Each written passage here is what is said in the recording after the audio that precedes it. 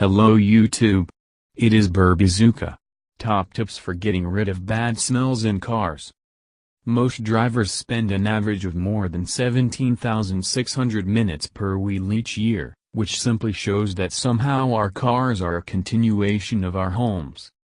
However, there are many different things that can cause unpleasant smells in the car. Some of them may be a simple bad smell. Others may indicate that your car has mechanical problems that need to be taken care of, as they can be dangerous. Today we will tell you about the tools that can help you cope with this problem. 1. Smoke.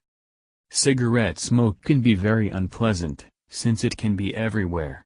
It spreads very quickly and makes the car smell especially unpleasant. To get rid of it, you need to open the hood and spray the air deodorizer through the intake valve. 2. Baking soda. Baking soda is an excellent natural remedy for eliminating unpleasant odors, as well as stains. If you accidentally spilled something on your car seat, sprinkle it with soda from above and rub it into it, then leave it for a few hours and then wipe it off. 3. Natural air freshener. Choose your favorite essential oil smell, such as lavender, mint or vanilla, and put a few drops on the cotton balls and leave them in your car.